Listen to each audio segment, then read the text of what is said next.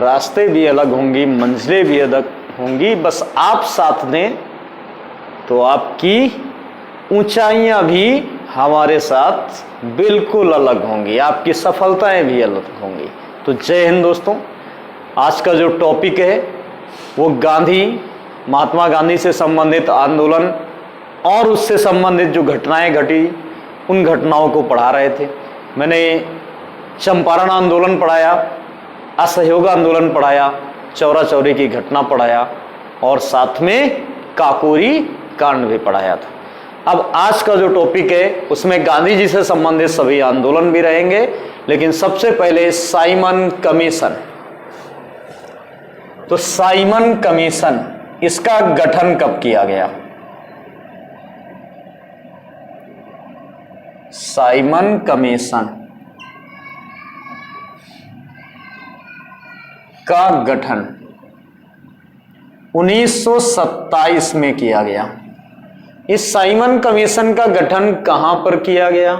तो Simon commission का गठन लंदन में किया गया। अब इस साइमन कमीशन का नेतृत्वकर्ता कौन था? तो साइमन कमीशन का नेतृत्वकर्ता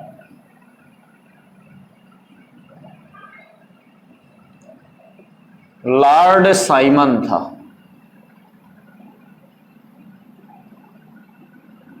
यानी उसी के नाम पे इसका नाम रखा गया। तो लॉर्ड साइमन था। इस साइमन कमीशन में कुल 7 सदस्य थे। कुल कितने सदस्य? तो 7 सदस्य इस साइमन कमीशन में शामिल थे। अब ये साइमन कमीशन भारत कब आया? तो साइमन कमीशन जो है ये 1928 में भारत आया।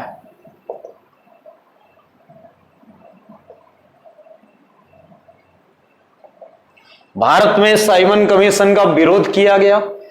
तो भारत में साइमन कमीशन का विरोध करने से पहले विरोध करने का प्रस्ताव भी पारित किया गया। तो इस साइमन कमीशन के विरोध का प्रस्ताव,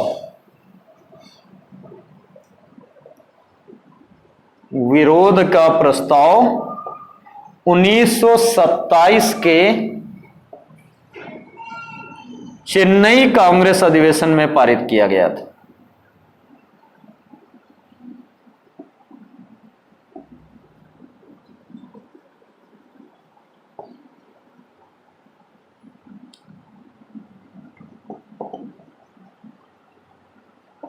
कहां पे पारित किया गया? तो चेन्नई कांग्रेस अधिवेशन में। कब? 1927 में।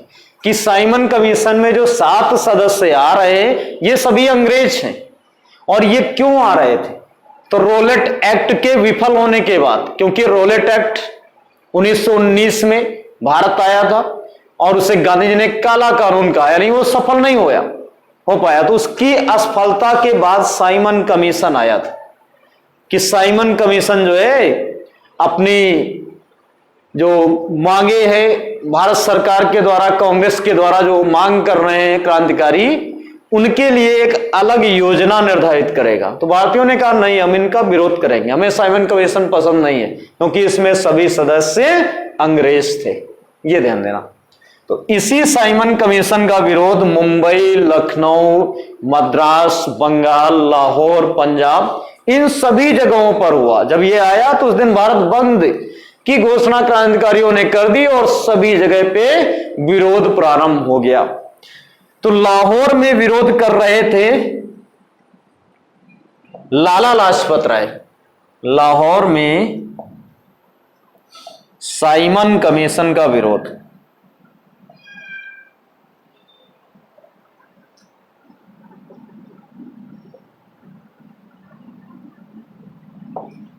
लाला लाजपत राय कर रहे थे। कौन? लाला लाजपत राय। ये लाहौर में साइमन कमीशन का विरोध कर रहे थे। और कब? 1928 में। यह ध्यान देना। जब भारत आया तब विरोध कर रहे थे। तो वहां पर पुलिस ने लाठीचार्ज का आदेश दिया। तो जब लाठी चार्ज का आदेश दिया तो उस लाठी चार्ज में लाला लाजपत राय भी घायल हो गए थे। तो लाठी चार्ज में जब लाला लाजपत राय घायल हो गए तो कुछ समय बाद इनकी मृत्यु हो गई। जब मृत्यु हो गई तो भारतीय क्रांतिकारियों में आक्रोश व्याप्त हो गया। और लाठी चार्ज कराने वाले कौन थे? तो आदेश देने वाले थे। लाठी चार्ज का आदेश किसने दिया तो वो भी आपको बता दें। लाठी चार्ज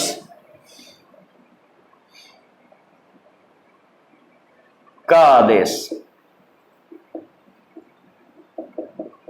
सैंडर्स नामक अधिकारी ने दिया था। किसने?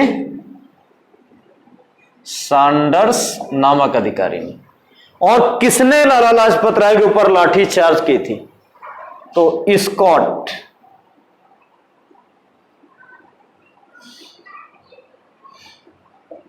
स्कॉट नामक पुलिस वाले ने, अंग्रेज पुलिस वाले ने लाला लाजपत राय के ऊपर लाठी चार्ज की थी। तो ये जो स्कॉट नामक पुलिस वाला था, इसको भारतीय क्रांतिकारियों ने टारगेट बनाया कि ऐसा है लाला लाजपत राय का बदला लेंगे। तो वो भगत सिंह, चंद्रशेखर आजाद, सुखदेव, राजगुरु, जतिन दास, इन लोगों ने योजना बनाई कि इसको मार करके हम लाला लाजपत राय की मौत का बदला लेंगे। क्योंकि ये पंजाब केसरी ने कहते थे, इन्हें पंजाब केसरी कहते थे। यानी भगत सिंह जो हैं इनका बहुत सम्मान करते थे लाला लाजपत राय का। इन्हें शेर ए पंजाब भी कहते हैं, ये ध्यान देना। लाला लाजपत राय को शेर ए पंजाब भी कहते हैं, शेर ए पंजाब। ये वही लाला लाजपत राय हैं जिन्होंने भारतीय राष्ट्रीय कांग्रेस जो संस्था थी उस पे कमेंट करके कहा था कि ये कांग्रेस संस्था जो है ये लॉर्ड डफरिन के दिमाग की उपज है। तो लाला लाजपत राय जो है, जब इनकी मृत्यु हो गई तो बदला लेने की योजना उन लोगों ने बनाई। इनकी मृत्यु अक्टूबर लास्ट में हुई या नवंबर में हुई और बदला दिसंबर में ले लिया। यानी 1 महीने, 1 से 1.5 महीने के अंदर लाला लाजपत राय की मृत्यु का बदला भगत सिंह, राजगुरु, सुखदेव इन्होंने ले लिया। लेकिन लक्ष्य ये था, लेकिन इसको मार के बदला लिया गया। भगत सिंह ने इनकी हत्या की थी, सैंडर्स की। गए थे इसी को मारने, लेकिन पहचान नहीं थी इतनी अच्छी। तो जैसे ही मुखबिर के माध्यम से पता चला और लाहौर के उस पुलिस स्टेशन पहुंचे और पता चला कि अब स्कॉट नामक अधिकारी निकलने वाला है, ये जो स्कॉट है, लेकिन उसकी जगह निकले कौन? सैंडर्स। लोगों ने कहा हाँ यही स्कॉट है। तो भगत सिंह ने इन्हें पर गोलियां बरसा दी और इन्हें मौत के घाट उतार दिया। अब भगत सिंह जो है सैंडर्स की हत्या 1928 में कर देते हैं। इसके बाद एक और भगत सिंह घटना करते हैं 1929 में। अंग्रेज सरकार के विरुद्ध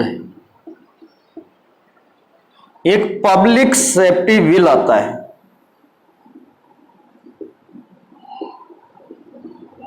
पब्लिक सेफ्टी बिल। अंग्रेज सरकार जो है 1929 में अंग्रेज सरकार के विरुद्ध भगत सिंह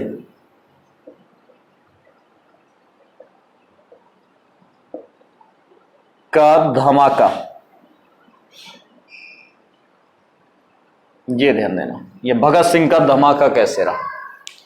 तो भगत सिंह ने देखा कि पब्लिक सेफ्टी बिल पारित किया गया नेशनल असेंबली में, संसद में, और उसमें कहा गया कि जो है भारतीय प्रोटेस्ट नहीं कर सकते, आंदोलन नहीं कर सकते, शांतिपूर्ण ढंग से भी नहीं कर सकते, पब्लिक को खतरा है। पब्लिक की सुरक्षा के लिए बिल पारित किया, यानी कानून बनाया। तो भगत सिंह ने कहा कि गूंगे बहरे कानों तक आवाज पहुंचानी है तो धमाका जरूरी है। तो भगत सिंह ने क्या किया? 1929 में भगत सिंह और साथ में इनके थे, भगत सिंह के साथ बटुकेश्वर दत्त इन दोनों लोगों ने संसद भवन में बम फेंका, यानी नेशनल असेंबली, अंग्रेज संसद भवन को नेशनल असेंबली बोलते थे, अब उस संसद भवन को हम संसद ही बोलते हैं। तो संसद भवन में इन दोनों लोगों ने 1929 में बम फेंका। बम फेंकने के बाद वो जो बम है वो खाली मेजों पर गिरा था, और इन्होंने टारगेट भी खाली मेजों को किया था। अगर चाहते तो जहां सभी बैठे थे अंग्रेज वहां पे फेंकते, लेकिन वहां क्यों नहीं फेंका? क्योंकि इनका जो मकसद था कि अंग्रेज मेरी बात सुने। अंग्रेज मान नहीं रहे थे, जब नहीं मानेंगे तभी इन्होंने कहा था कि गूंगे बहरे कानों तक अगर आवाज पहुंचानी है तो धमाका जरूरी है। ये भगत सिंह के सब थे, तभी इन्होंने बम फेंका, लेकिन वो खाली मेजों पर, खाली कुर्सियों पर गिरा। उसके बाद ये दोनों लोग वहां से भागे नहीं, इन्होंने पुलिस के सामने गिरफ्तारी दी। ये थे भगत सिंह, चाहते तो भाग निकल जाते, इसको मार के भाग चुके थे, नहीं पुलिस पकड़ पाई सैंडर्स को मारने के बाद। इस केस में भी वांछित है। यहां पे इन्होंने भागने का प्रयास नहीं किया, और भागने का प्रयास क्यों नहीं किया? ताकि देश का युवा समझे अगर ऐसे गूंगे बहरे कान होंगे तो उनके सामने धमाका क्रांतिकारी जरूर करेंगे, ताकि वो जनता की आवाज सुने। तो ऐसी स्थिति में इन्होंने अपनी गिरफ्तारी दी कि इतिहास में लिखा जाएगा सुनहरे अक्षरों में कि भगत सिंह डर के भागने वालों में से नहीं थे। लेकिन अगर कोई कायरता से हमला करेगा तो उसको जवाब भगत सिंह निश्चित देंगे। तो भगत सिंह ने गिरफ्तारी दी।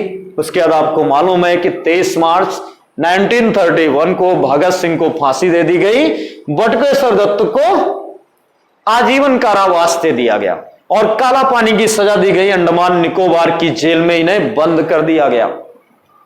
उसके बाद कुछ समय बाद इनकी तबीयत इतनी बिगड़ गई कि अंडमान निकोबार की जेल में पानी की सीलन है, और पानी की सीलन जहां पे होगी तो वहां पे बहुत सारी बीमारियां आ जाती थी। वहां ये 6 महीने तक रहे। 6 महीने के बाद वहां इनको टीबी की बीमारी हो गई, और उस समय टीबी की बीमारी 1950 के दशक में बहुत गंभीर बीमारी थी, लाइलाज बीमारी थी। अब तो इलाज हो गया। तो ये इतने ज्यादा पीड़ित हो गए कि इनको वहां से ला करके पटना की जेल में डाल दिया गया। लेकिन कुछ समय बाद जैसे ही भारतीय संविधान और भारत को शासन मिल गया तो बटुकेश्वर दत्त आजाद हो गए। आजाद तो हो गए, लेकिन इन्हें भारतीय क्रांतिकारी, इतने बड़े क्रांतिकारी थे, लेकिन संविधान बनने के बाद इन्हें वो सम्मान नहीं मिला। और इन्होंने जब देश आजाद हुआ तो इन्होंने सिगरेट की कंपनी में नौकरी की जीवन यापन करने के लिए। ये स्थिति इनके साथ हुई। लास्ट में इनकी 1965 में भारत में मृत्यु हुई, दिल्ली में। उसी दिल्ली में जहां संसद भवन पे बम फेंकते थे, उसी दिल्ली में जब ये पहुंचे, पटना से इन्हें ले जाया गया तो ये मेज पर ले जाके गए, लेट कर गए, स्ट्रेचर पर लेट कर इनको ले जाया गया। और इन्होंने कहा भी था कि वही दिल्ली है कि जहां पे हमने अंग्रेज सरकार के कान पे दम कर दिया था। आज मुझे बस यही पछतावा हो रहा कि इस दिल्ली में हम स्ट्रेचर पर आए। क्यों ऐसी अवस्था इनकी हो गई? क्योंकि इनके साथ बिहार की सरकार ने भी आजादी की बात कोऑपरेट नहीं किया, इनको समझा नहीं। कलेक्टर ने तो कहा कि आप कौन से बटुकेश्वर दत्त हैं, आईडी दिखाइए कि आप भगत सिंह के साथ ही एक काम किए। बिहार सरकार ने पहचानने से इनकार कर दिया। बाद में कुछ लोगों ने मदद की तो इन्होंने बस का ठेका दिया गया, पटना में बसें चलती थी उसका ठेका दिया गया, उस पर इन्होंने काम किया। उसके बाद इनकी तबीयत खराब हो गई, पैसे नहीं थे, तो इन्होंने एक पेपर में निकाला गया कि भगत सिंह के साथी बटुकेश्वर दत्त बहुत बीमार हैं। तो बिहार की सरकार और साथ में पंजाब की सरकार ने, पंजाब के चीफ मिनिस्टर ने इनकी मदद की, पैसे भेजे। 1000 रुपए पंजाब की सरकार ने भेजे थे, उस समय की बात है 1965 में। लेकिन उसके बाद ये जब ठीक नहीं होते इन्हें दिल्ली ले जाया गया, और दिल्ली में पंजाब सरकार ने कहा ये भगत सिंह के साथी हैं इसलिए पूरा खर्चा निभाएंगे, अच्छे से इलाज हो। तो जब दिल्ली में इलाज हो रहा था तब तक देर हो चुकी थी। तो पंजाब के मुख्यमंत्री ने इनसे मुलाकात की और पूछा, बटुकेश्वर दत्त आपकी आखिरी इच्छा क्या है? तो बटुकेश्वर दत्त ने कहा, मेरी आखिरी इच्छा यही है कि मेरे मरने के बाद मेरी जो समाधि है वो भगत सिंह के बगल में बनाई जाए। भगत सिंह की समाधि लाहौर में है, यानी पंजाब का जो लाहौर हिस्सा है वो इस समय पाकिस्तान में है। वहां पे भगत सिंह, सुखदेव, राजगुरु इनकी समाधि है। 1965 में इनके निधन के बाद इनकी समाधि भी वहीं पे बनाई गई। तो ये स्थितियां हो जाती हैं अच्छे अच्छे क्रांतिकारियों के साथ। ऐसी स्थितियां आई जो भगत सिंह के साथ इतना अच्छा काम किए, उनको सरकारों ने समझा नहीं, उन्हें वो मान्यताएं नहीं दी। तो ऐसी लालची सरकारों पे लानत, क्या बताया जाए।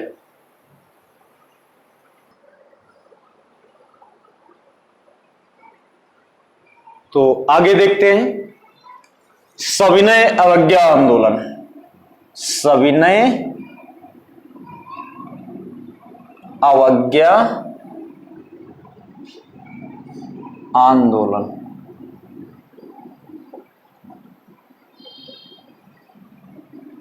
ये जो सविनय अवज्ञा आंदोलन है ये कब स्टार्ट हुआ? तो 1930 में।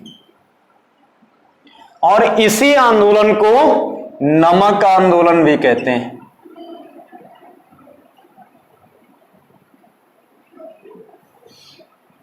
नमक आंदोलन। और इसी आंदोलन में को दांडी मार्च भी कहते हैं।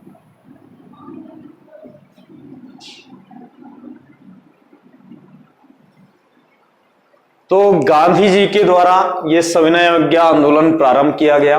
यानी किसके द्वारा यह आंदोलन? तो गांधी जी द्वारा। तो यह आंदोलन जब इन्होंने प्रारंभ किया तो इसी आंदोलन के तहत 12 मार्च 1930 को दांडी नामक स्थान तक पैदल मार्च गांधी जी ने किया 78 से 79 सदस्यों के साथ। तो 12 मार्च 1930 को दांडी नामक स्थान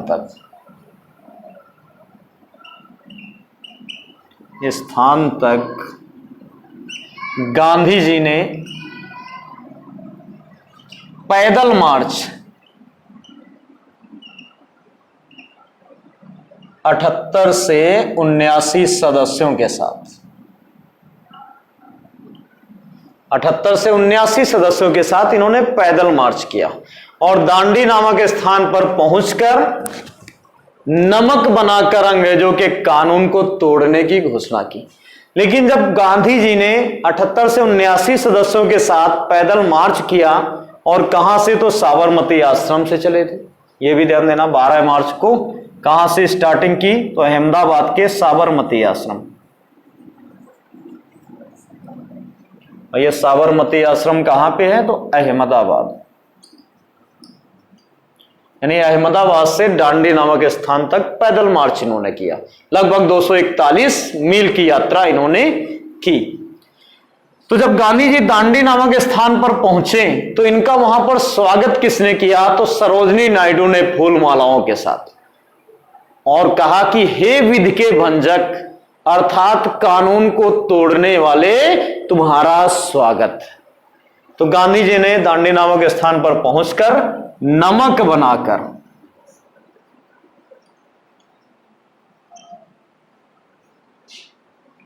अंग्रेजों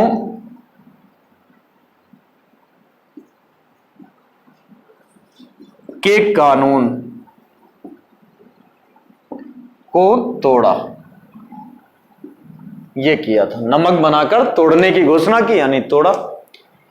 इसके बाद जब यह आंदोलन धीरे धीरे बढ़ने लगा तेजी से, तो अंग्रेजों ने क्या किया? गांधी जी से एक समझौता किया, जिसे कहते हैं गांधी इरविन समझौता। अब गांधी इरविन समझौता कब हुआ? तो 5 मार्च 1931 को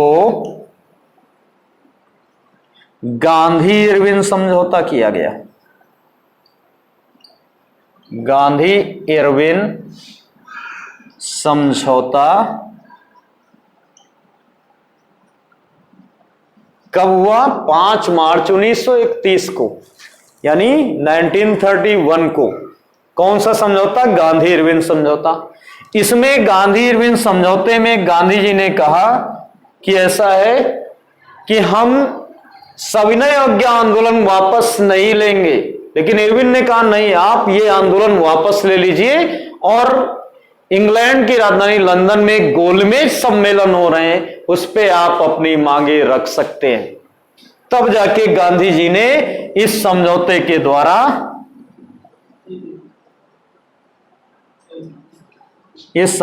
द्वारा क्या किया, सविनय अवज्ञा आंदोलन वापस ले लिया, यानी सविनय आंदोलन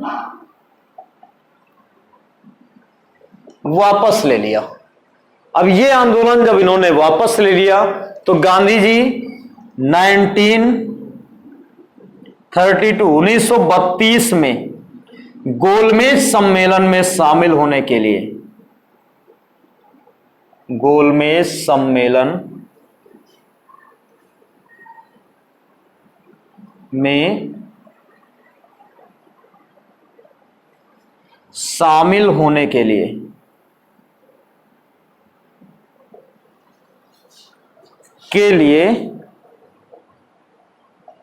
लंदन गए।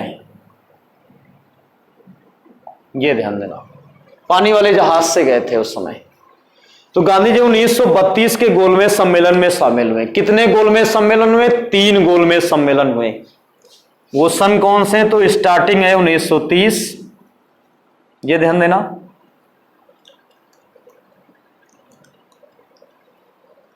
गोलमेज सम्मेलन की स्टार्टिंग 1930,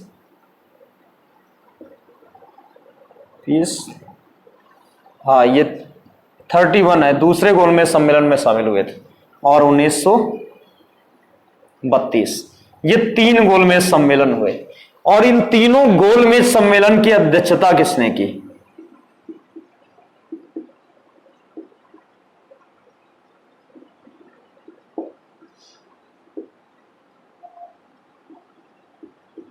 तो उसी समय के ब्रिटेन के पीएम प्रधानमंत्री रैमजे मैकडोनाल्ड ने,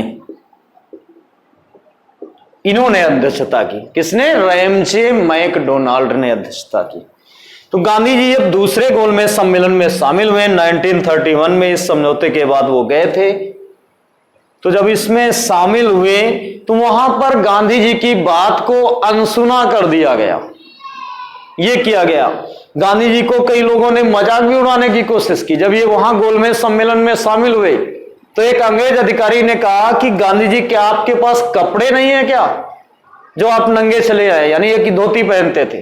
तो गांधी जी ने तुरंत जवाब दिया, अंग्रेजों की वहां महफिल थी, अकेला गया था ये बंदा। तो गांधी जी ने तुरंत अंग्रेजों को जवाब दिया कि सारे कपड़े तो तुमने चुरा लिए हैं। ये गांधी जी का जवाब था कि सारे कपड़े तो अंग्रेजों ने चुरा लिए हैं, तो मेरे पास कपड़े कहां होंगे।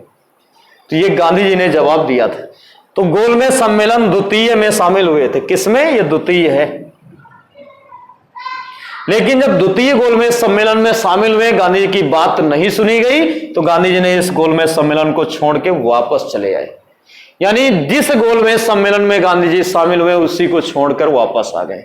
तो किस गोलमेज सम्मेलन में? दूसरे में शामिल हुए और दूसरे को ही छोड़ के वापस आ गए। अब बताइए तीनों गोलमेज सम्मेलन में कौन सा व्यक्ति शामिल हुआ? तो इन तीनों गोलमेज सम्मेलन में डॉक्टर भीमराव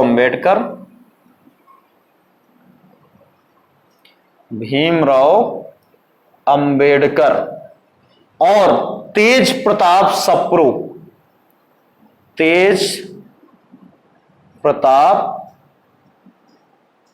सप्रू, ये जो 2 व्यक्ति थे, ये भारत के प्रथम क्रांतिकारी लॉयर है, यानी पहले लॉयर, पहले वकील क्रांतिकारी ये हैं। हालांकि गांधी जी भी थे, लेकिन गांधी से पहले ये थे।